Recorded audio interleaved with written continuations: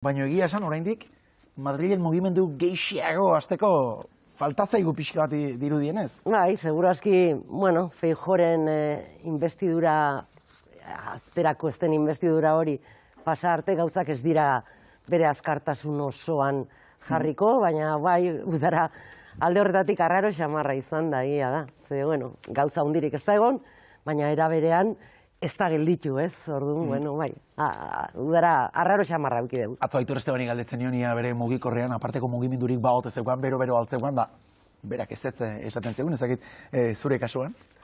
Ez, betiko modun, esan nahi dut, ez dago egia da, gauzak ez daudela gori-gorian momentu honetan, egongo dira, nik uste datorren astetik aurrea azkartuko direla, ja pleno bat izango da, eta naiz eta investidura aurretik ere pleno bat gauza arraroa bada ere, baina horrela gertatuko da. Beraz, hortik aurrean nik uste gauzak mugitzen hasiko direla pixka bat. Zertan dira gauzak Alderdi Sozialistarekin? Gu etengabe hitz egiten deu alderdi guztiekin, eskuinak enduta ez, baina nik uste hauteskunde gau horretatik aurrera etengabe hitz egin dugula. Gauza batetik ez bada, besteengatik, orduan, normaltasun horretan ikusten konfiantza badutela aterako dela investidura hori eta hortan daude. Bilera fisikorik egiteko aukerarik izan duzu, aurrez aurre hitz egiteko, ia datozen urteetan edo zein den zuen jarrera, pixka bat testu ingurua bera zein den aztertzeko? Ba, hitz egin orokorrean, naiz eta mai gainean oraindik ez jarri investidurarako zein diren gure baldintzak nola baita esateko edo, baina bai hitz egin dugu, aurrez aurrez, gainera eman du egoerak horretarako, hainbat ekitaldi egon dira instituzionalak, bozeramaile batzordeak, eta orduan beti hitz egiten dezu eta aprobetxatzen dezu. Kuriositatez galdetu nahi zu, ia Sánchez bera ote den zuen elkarrizketen zutabaetako bat, ia berarekin elkartzeko aukerarik izan duzuen? Ez, Sánchez ez da izaten, normalian, beste persona batzu bialtzen ditu, normalian horretarako. Bada espada, zalantzak argitzeko. Alderdi katalanekin ere, eskerrarekin baino gehiagotan defendatu duzue, zuen bazkide izaera hori, eurekin ere, kontaktuan zaudete, nolabait esateko modu bateratuan exigentzia horiek mahai gainean jartzeko?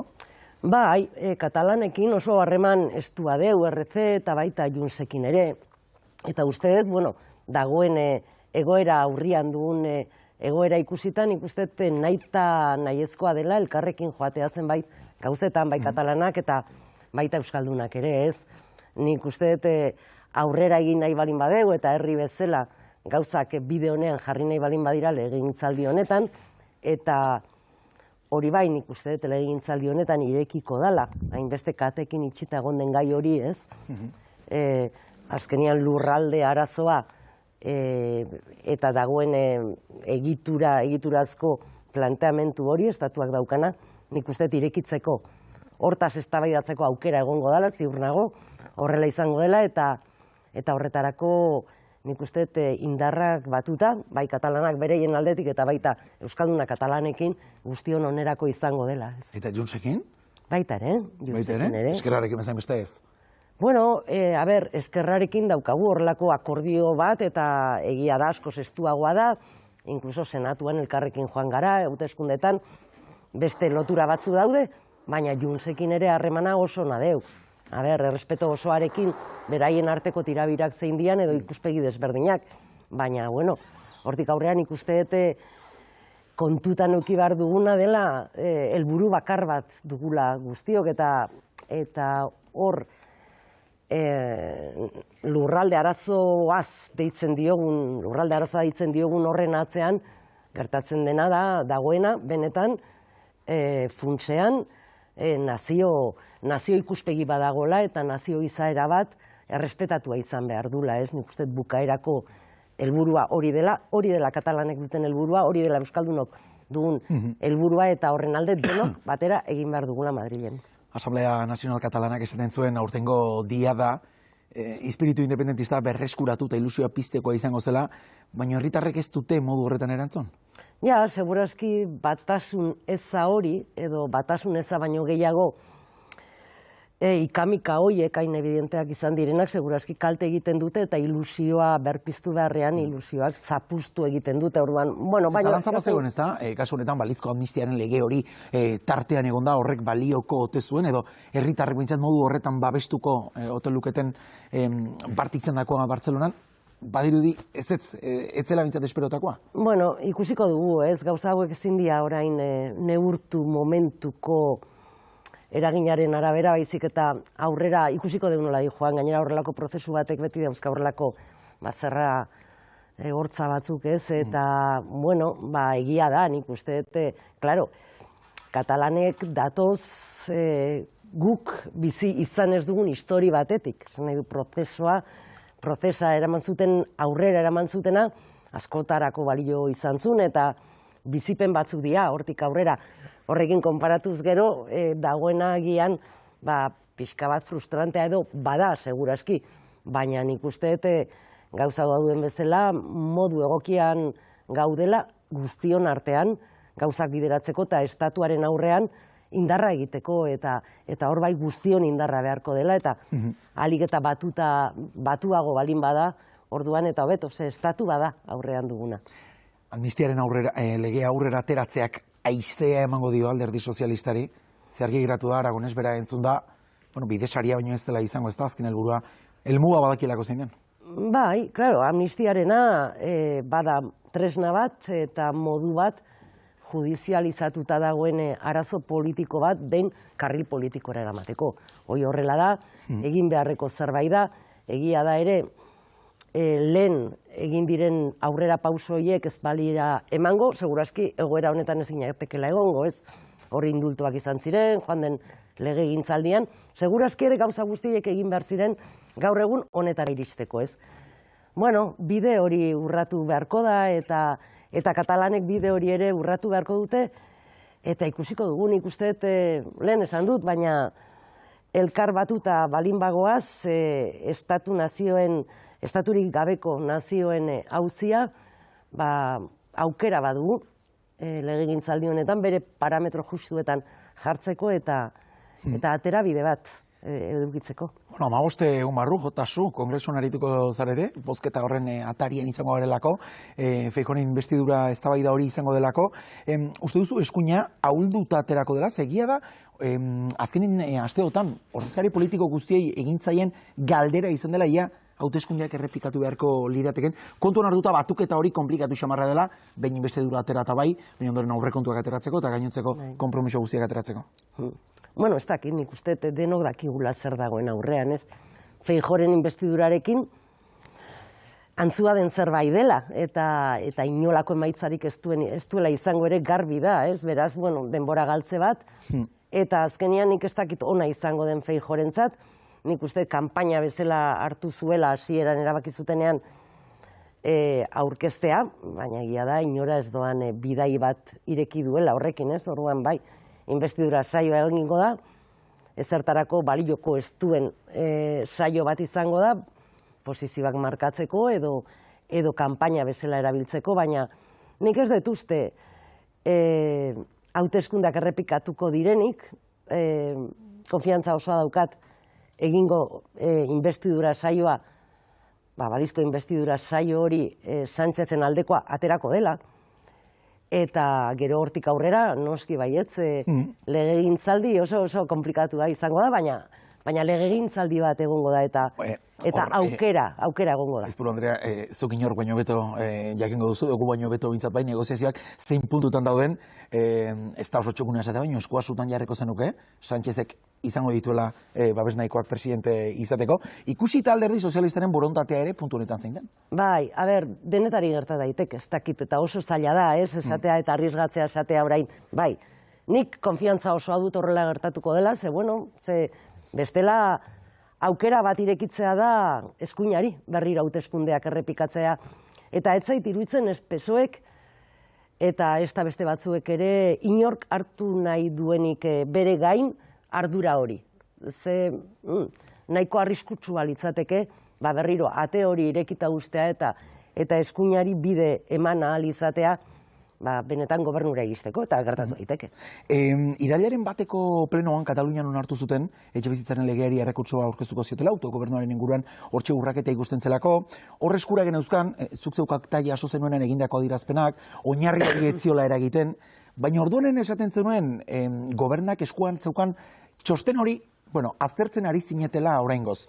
Ezakit jarrera bere horretan ematen zen duzuen, horregon ote denak arrakala txiki bat eskerrarekin baita ere, errekurtso hori aurkeztu izanagatik, zege horrea jotak ere aurpegiratu egin dizuetela, ez da? Eskerrak nolabait bizkarra eman izana.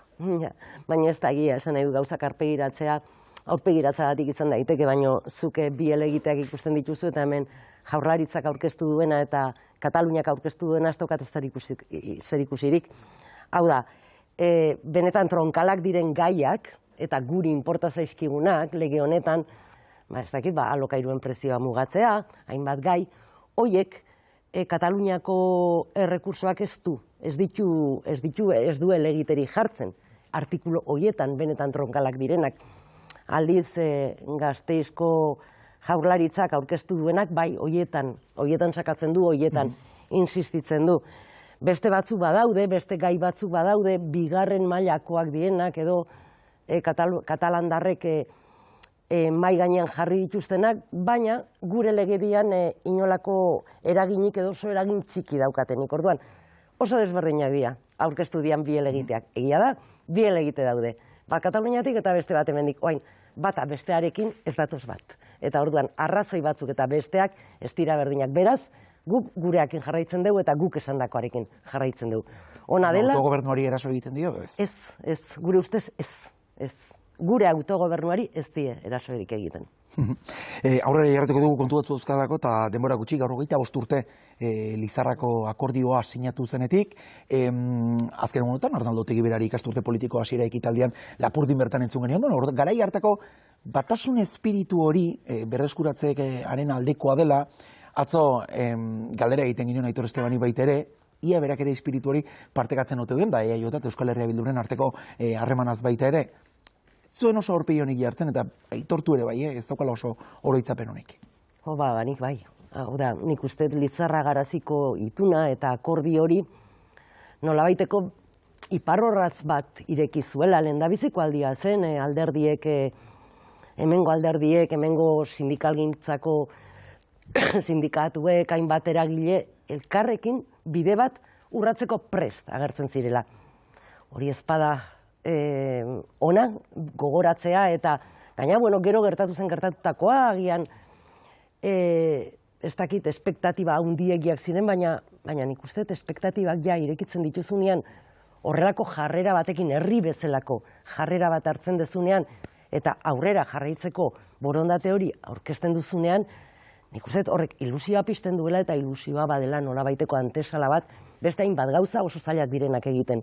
Herri honetan baina egin behar ditugunak, guztion artean egiteko, beraz, nire ustez bai, Lizarra garazik suposatu zuena, ez bakarrikan momentuan suposatu zuena bizik eta gerora ekarri duena, eta gaur egun, oraindikan, nik uste bizirik mantentzen dela. Ja, testuinguru politikoak egun da, duela, 25 urte gertatuako, etzaukala zer ikusirik, gogoan daukagulako, historien errepaso egiten aritu garelako, orduko koalizio gobernuan EAJ eta Alderdi Sozialistaren artean, zer gertatu zen. Uste duzu hemen daukaten batasun horrek, nolabait hipotekatu egiten duela, espiritu hori mantentzerakoan EAJak beste bide bate hartzea, zuengana hurbiltzea?